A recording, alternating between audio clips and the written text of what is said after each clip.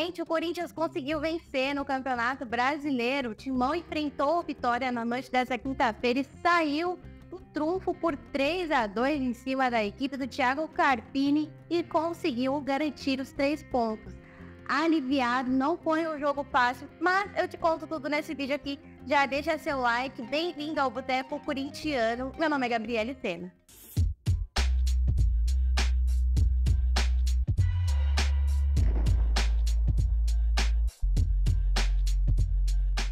Corinthians e o Vitória protagonizaram um jogo bastante agitado para surpresa da torcida na noite dessa quinta-feira na Neoquímica Arena, em uma partida válida pela 14ª rodada do Campeonato Brasileiro.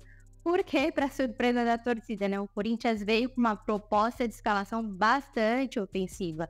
Vale lembrar que o Corinthians foi comandado na noite dessa quinta-feira pelo técnico interino Rafael, que comanda o time sub-20 do clube. O Corinthians ainda continua sem um treinador após a demissão do técnico Antônio Oliveira, ainda depois da derrota para o Palmeiras no derby. Mesmo com essa escalação um pouco mais ofensiva, né, o Corinthians teve dificuldades grandes e, claro, que já são vistas aí desde o início aí do Campeonato Brasileiro. O Corinthians tem um meio-campo bastante espaçado, né? Tem essa dificuldade de criar, de fazer a bola chegar com mais facilidade para os atacantes. Obviamente, claro, Yuri Alberto, Wesley. Mas o Corinthians conseguiu surpreender depois que aos 4 minutos o Vitória conseguiu uma boa chegada, assustou o Matheus Donelli. Mas o Corinthians conseguiu ali sair da pressão rapidamente. Outro nome que surpreendeu bastante no primeiro tempo foi Pedro Henrique, o PH, né? O PH ficou flutuando bastante ali. Pegava a bola aqui, corria ali, teve muito gás para levar essa bola. Inclusive, o primeiro gol que foi marcado pelo camisa 10 do Corinthians, o Rodrigo Galo, foi por um passe excelente do PH para o Rodrigo Galo. Conseguiu dar ali de chapada para o gol e marcar e abrir o placar, né, na Neoquímica Arena. Isso aos 20 minutos, né? Os 24 minutos. Quando foi ali para os 30 minutos, 36 minutos, o Vitória acabou empatando, né, o jogo. O Corinthians ficou um pouco ainda também tentando retomar ali, voltar, né, um susto. Mas conseguiu sim, fez o segundo gol, que também foi do Rodrigo Galo, né. Foi numa cobrança de escanteio de perna direita, ele conseguiu ali bater pro gol, foi um golaço, inclusive, muito bom mesmo, para o Rodrigo Galo, que começou o primeiro tempo, começou ainda os minutos iniciais bastante apagado, um pouco ainda tentando fazer a criação das jogadas, conseguiu marcar os 2 gols e fazer o que era importante, né, o Corinthians levar essa vitória, essa vantagem para o segundo tempo. Então, o Corinthians ainda tem problemas muito visíveis, que é aquele meio campo mais espaçado. A zaga do Corinthians, o gol do Vitória, quando veio a zaga do Corinthians, literalmente vazia, assim. Os caras literalmente perdidos, completamente perdidos ali. O Hugo, o Kaká, todos eles completamente perdidos. Então, é uma zaga que ainda tem muitas dificuldades. Eu falo e volto a falar. O Corinthians precisa de zagueiro. O Corinthians precisa muito de zagueiro. Não dá para ficar com os zagueiros que tem.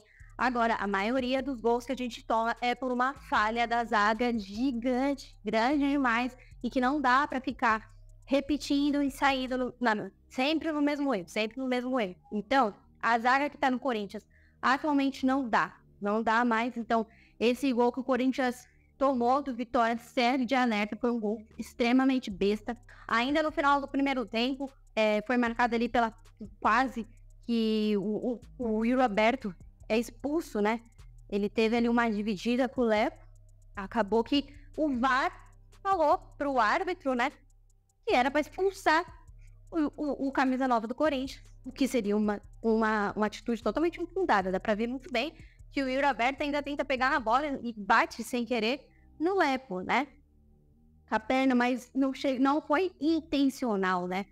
Então, teria sido uma atitude muito errada por parte do VAR, do árbitro, seguir essa recomendação do VAR, que era expulsar o Yuri Alberto. Então, o primeiro tempo terminou aí com a vitória do Corinthians parcial por 2-1, mas já deixou aquele ânimo maior pro segundo tempo, né? Que segundo tempo mais maluco e desesperador. O Corinthians conseguiu finalmente vencer no Campeonato Brasileiro. A última vitória do Corinthians tinha sido na quarta rodada do torneio. O segundo tempo do Corinthians foi extremamente desesperador pro torcedor corintiano. Eu consegui sentir na pele toda a loucura desse segundo tempo. Se foi um segundo tempo bom? Definitivamente não. Mas o que importa, a lição de casa, o Corinthians fez, que era sair com a vitória e dormir aliviado com os 3 pontos. O Corinthians conseguiu vencer o Vitória por 3-2 na noite dessa quinta-feira. Como explicar o segundo tempo do Corinthians? Começou extremamente bagunçado. Assim como eu havia dito na análise do primeiro tempo, né? O Corinthians teve um meio-campo muito espaçado. O técnico interino Rafael decidiu fazer algumas alterações talvez cedo demais, na minha opinião. Tirou ali o Yuri Alberto, né? E o Wesley para colocar a entrada de Matheus Araújo e de Rian. Com isso, né? O Corinthians passou ali para um sistema 4-2-1, trazendo um pouco mais os jogadores para a lateral e deixando o Romero como homem ali central, né? O Romero também não fez uma partida espetacular. Apesar de ter jogado, depois de ter chego a 48 horas, depois de ter atuado na Copa América, né? Da sua seleção aí sem dormir, vestiu o calção, decidiu jogar. Muito bom, mas não fez uma partida espetacular o Paraguai. Quando o Corinthians já fez essas alterações, as coisas já começou a dar um pouco errado, né? Tomadas de decisões erradas. Vale lembrar ainda que o Wesley, que saiu, não ficou satisfeito com a substituição. Chegou no banco de reserva, já relutou um pouco, já ficou magoado ali, jogou as coisas no chão.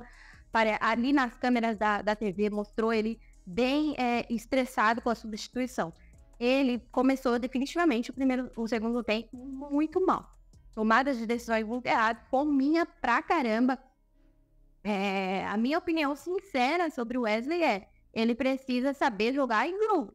Ele precisa parar de ser tão fominha e passar a tomar atitudes que vão ajudar o Corinthians, entendeu? Ele tem que olhar ali e saber as tomadas de decisão e ver quem tá ali para ele poder passar a bola. Não, ele não passa, ele simplesmente ou segura ela ou lança de qualquer jeito lá pro gol. Então, essa é a minha sincera opinião sobre o Wesley. Ok, quando o Corinthians fez mais essas alterações, né, tentando povoar ali um pouquinho o meio-campo, acabou perdendo o Ranieri. O volante Ranieri saiu machucado da partida. No banco, o Corinthians não tinha nenhum volante inacreditável, sabe?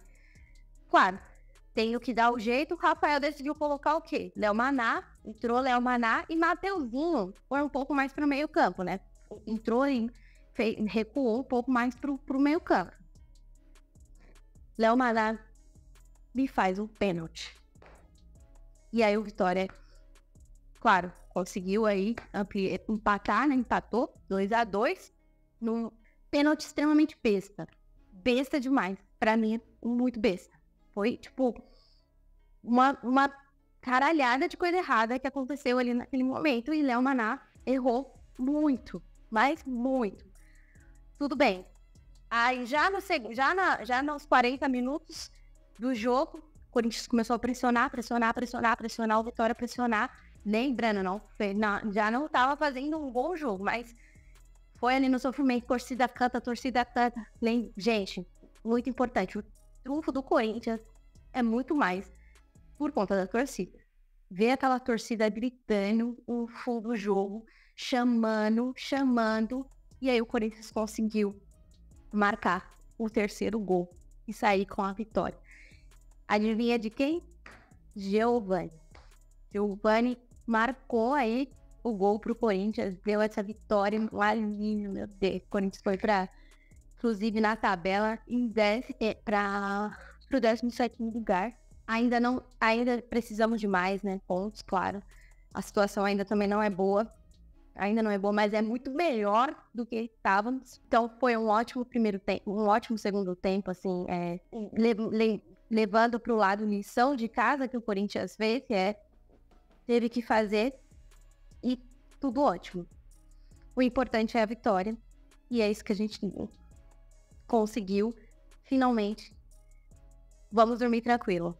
Cara, que bom. Corinthians volta a campo agora no domingo. Vai pegar o Cruzeiro fora de casa. Então, literalmente, o Corinthians tem muita coisa para fazer. Muitos ajustes para fazer. Meio campo, defesa. E vai precisar se atentar um pouco mais nessas tomadas de decisões. O time precisa encaixar. Se não encaixar, vai continuar sofrendo do jeito que está sofrendo.